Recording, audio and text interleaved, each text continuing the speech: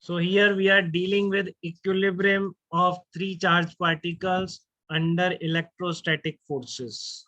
So I am not talking about the equilibrium of single charged particle. I am talking about equilibrium of every charged particle of three charge system. For example, we have Q1, Q2, Q3. So we want to find out the conditions that force on each charged particle becomes zero. It's not like that there is net force on Q1 is zero and other two charged particles we have fixed on the surface. This is not like that. We have to find out the condition so that every charged particle will experience net force equal to zero. Okay, that will be said equilibrium of three charged particles. So what are those conditions? Let's see. सबसे पहले अपनी ये charge must be collinear. तो इसका क्या मतलब है? Charge must be collinear. ठीक है ना? तो ये देखो, आप ध्यान से समझो इस चीज को.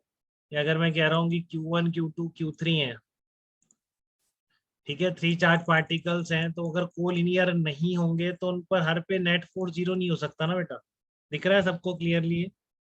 सब देख पा रहे हैं? मान लो इधर Q1 है, इधर मान लो Q2 है आपका, and this charge particle has charge Q3.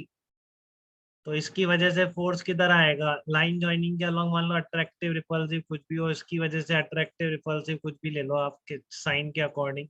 But कुछ भी हो जाए, चार्ज पार्टिकल पर नेट फोर्स जीरो तो नहीं हो सकता, क्योंकि एंगल पर दो वेक्टर्स कभी भी एक दूसरे को कैंसिल आउट नहीं कर सकते. किसी में भी ले लो, किसी भी चार्ज पार्टिकल पे नेट फोर्स जीरो तो नहीं हो सकता, क्योंकि एंगल पर तो फोर्स कभी भी कैंसिल आउट नहीं कर सकते. तो पहली कंडीशन तो ये, अगर आप कह रहे हो कि हर चार्ज पार्टिकल पे नेट जीरो है और there are only three charge particle, then they must be collinear. तो इस फर्स्ट पार्ट में किसी को थोड़ी भी दिक्कत? All they must be collinear, they must be on the same line. So this is the first condition. Now we are moving to second condition. Second condition is that these three charged particles are in equilibrium. Net force on every charged particle is zero. Then it is not possible that all charged particles are of same sign. तीनों positive या तीनों negative नहीं हो सकते. बहुत clearly दिख रहा है. For example, let's take this charge particle. Force due to this first particle will be repulsive, and force due to second particle definitely repulsive. So this is F1 and F2. How could these force cancel out each other? They are both in the same direction, so they can never get cancelled out. Okay, so one of the charge particle must be there that net force is not zero. Similarly, net force on this charge particle is also not equal to zero.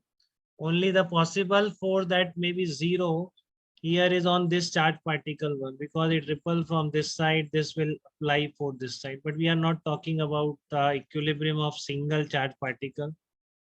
So we can say that the charge particles cannot be of the same side. कि अगर तीन charge particle पे net force zero आ रहा है, they cannot all be positive, they cannot all be negative. At least two positive and one should be negative. Then only their force balancing the net force on every charge particle may be zero. So these two conditions are very clear to everyone. Three charge particle must be on the same line. Three charge particle must not be of the same sign. Okay. So now we are moving to on third condition.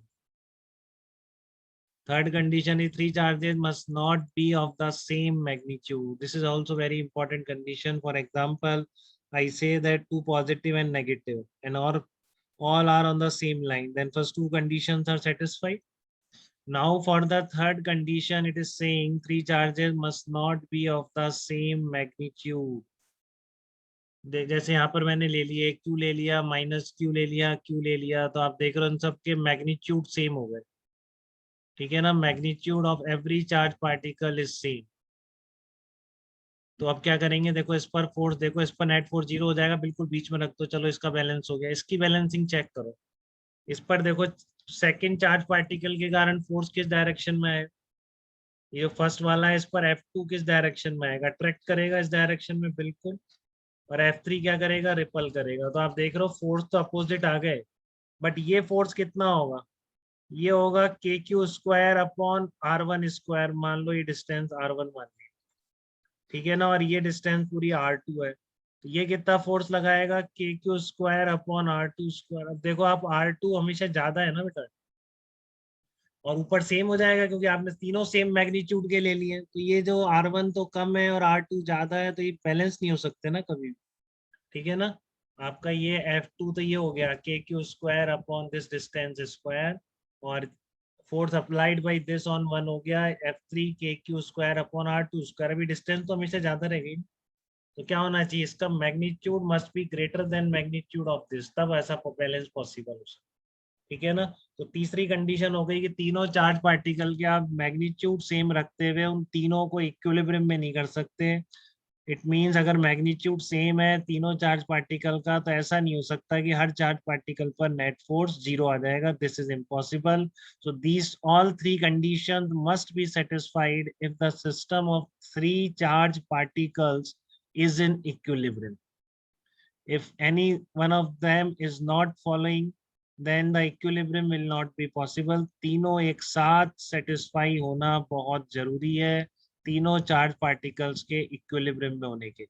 Okay, तो आप properly note कर लें इन सारी चीजों को अपने notebook में। Note जरूर बनाएंगे बेटा, बिना नोट्स के कुछ नहीं। ठीक है ना। अपनी हैंड राइटिंग में नोट लिखना बहुत जरूरी है, मैं कई बार बोल चुका हूँ, तो उसमें कोई लापरवाही आप नहीं करें।